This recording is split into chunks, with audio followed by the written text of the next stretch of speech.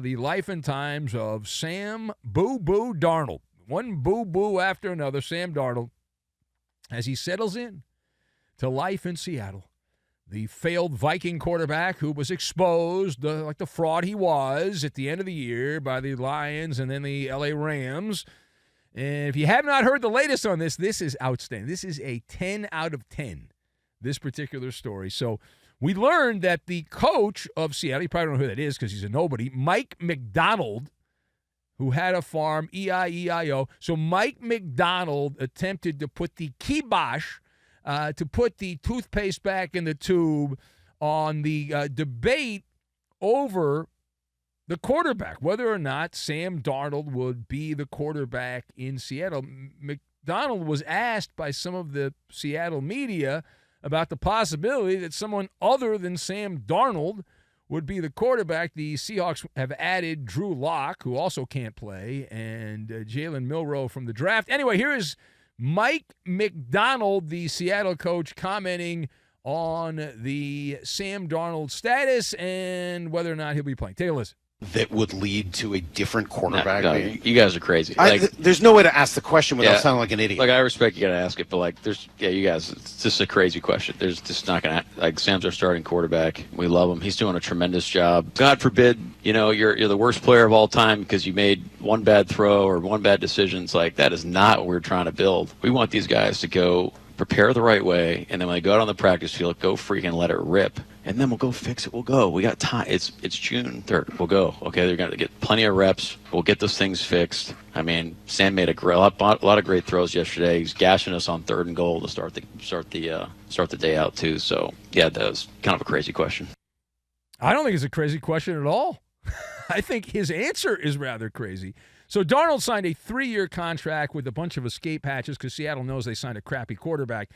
It's up to $100 million, but it's really just a 1-year deal, and the Vikings can flush him away, or the Seahawks can flush him away like the Vikings did and all that. So we know that Seattle added, as we mentioned, Jalen Milroe, who had issues at Alabama, and Drew Lock, who can't play. So let us discuss the question. How much weight do you give the Seahawks coach, Mike McDonald, as you just heard, giving a vote of confidence to Sam Darnold? Even before training camp, Sam Darnold needs a vote of confidence. So I've got in-flight meal, happy hour, and Wimbledon. And we will combine all of these things together, and we are going to make an updated resume because I believe Mike McDonald, if he truly is fully invested in Sam Darnold, he will be let go as the Seattle coach. He didn't really do anything. He's not just a generic coach. He's a jack, just a coach. Nothing special there. So my first thought on this, the full Sam Darnold experience. If you're Sam Darnold and you think you're locked in as the starter, if you believe all that bullcrap that the coach said, you might want to relook at some things in your life there. Go start biting your fingernails. Now, it is OTAs, just workouts, shorts and visors and things like that for the most part. And Sam Darnold already smelling like leftover tuna fish that's been sitting out in the sun. You can't make this up.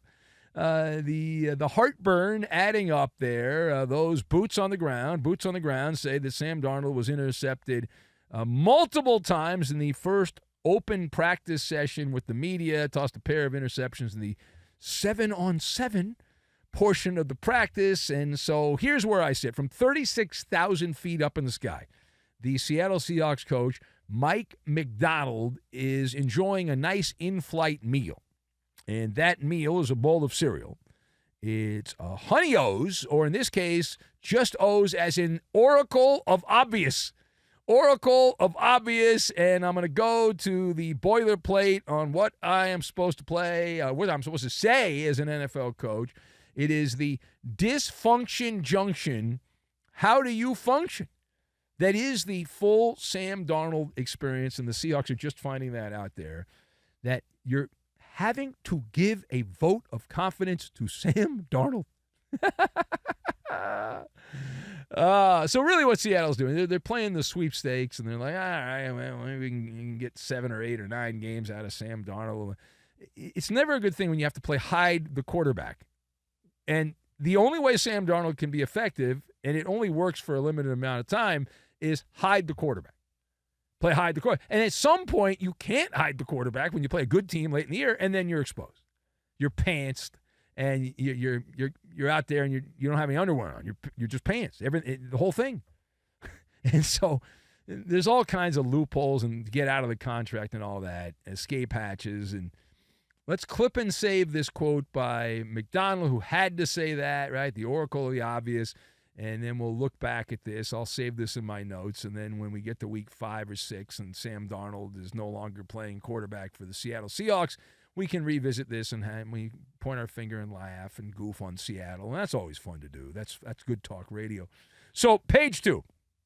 To Houston we go. Speaking of the quarterback shuffle, you've got drama in the Lone Star State as DeMeco Ryans, the head coach of the Houston football team, has announced he has, quote, no concerns, close quote, about quarterback C.J. Stroud, who has been limited from doing the thing that all quarterbacks seemingly need to do, throwing the ball during spring practice due to, quote, general soreness.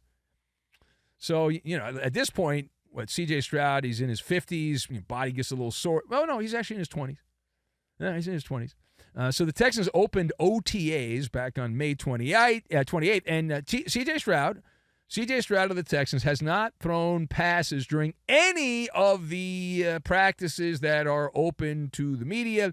Now, others are singing a different tune. So the Texans coach, DeMeco Ryans, is like this. There's nothing to see here.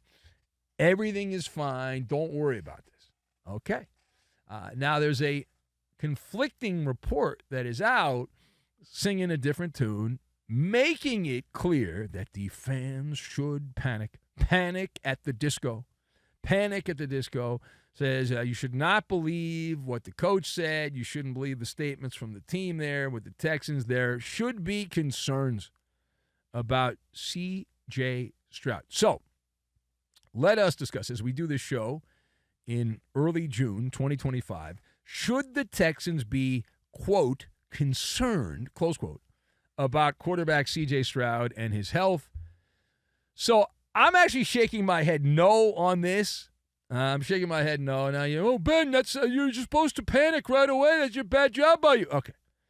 As you know, we look at this on a case-by-case basis. It's possible he tweaked something in working out, lifting weights or whatever. And even if he did, whoop-de-damn-do. That's what I say, whoop-de-damn-do. It's happy hour, which is code for it's amateur hour in the Hot Take Factory. There is some issues with the machinery here in the warehouse, and everything's clickbait these days. I get it. We live in the clickbait world. That's how the game works. Anyone says, it's just clickbait. Everything's clickbait. Like, that's how it is, because that's how people consume media, clicking. Well, I don't believe in clickbait. Yes, you do. You click on things. You're part of the problem. You are part of the problem. But they're not concerned about C.J. Stroud's health. The people that are putting this out there, I don't think they should be. I don't think there's any real concern for C.J. Stroud because of why? The calendar. That would be why there is no legitimate concern. You're stirring the pot. You're looking for something. You're looking for a little something, and that's a little something that you can latch onto and get your tentacles into and all that stuff. And we can see. Now, if you want to find out when there is concern, that'll be in late July. I think around July 23rd, 24th, 25th, somewhere in that area is when training camps open up in the NFL. And if C.J. Stroud has decided to have a camp out in the injury tent when the real training camp opens up in a month and a half, then we can revisit this. Up until that point, that's premature concern. And I'm not going to have and I'm not a Texans fan anyway. I'll let Mr. Irrigation worry about that. And the Deacon. I'll let those guys worry about it. Now, final point. To Jerry's World, and speaking of absurd and amateur hour, this is Theater of the Absurd. Theater of the Absurd. from Jerry's World. We have learned now that the Cowboys defensive back, Trevon Diggs, that's right, the brother of Stephon Diggs. Trevon Diggs is in line to lose $500,000. Now, what did he do? Did he violate the team rules? Was he on the boat with the bikini models and the pink candy, which I'm sure was not cocaine in Miami? Was he on the boat with his brother? No. So how did he lose how is he going to lose the $500,000? By not showing up to the team facility, by missing the team's off-season workout. So let's discuss Cowboys defensive back Trevon Diggs in line to lose 500,000 smackaroos because he's missing off-season workouts. How does that taste? All right, so it tastes like Sardinian cheese, which I am told is the cheese that is made. It is maggot-infested cheese. Yum, yum, to my tum-tum. That's what it is. Now, in London, and it's Wimbledon time coming up here, but in London, they would call this an unforced error. That's tennis lingo. It's an unforced error is what it is. Diggs is in his mid-20s. He got a good-sized contract. He supposedly has some kind of internal beef with the training staff there with the Dallas Cowboys, and so he is willing to forfeit $500,000 to rehab his knee in Miami, South Beach. Staying away from the Cowboy facility. The price tag on that, $500,000. $500,000. This is bonkers to me. Now, am I completely out of touch? You're just an old head. You don't know what you're talking about, Ben. Oh, these kids, they got so much money. They can flush away $500,000. Diggs the dunce. Diggs the dunce. Do you dig it? Come on. I cannot imagine throwing away $500,000 like it's lunch money and just, I don't need it. I don't want it. I'm getting rid of it. And all you have to do is show up. It's not like you have to go through some rigorous workout. You just merely have to show up, and that's it. Like, what planet are we on at this point? What planet are we on? Like, $500,000, you could buy a house. In some places, you can buy multiple houses for that kind of money, depending where you're investing your money. Heck, you could get a fast food franchise. I assume you could put the down payment and get a big chunk of like a Whataburger.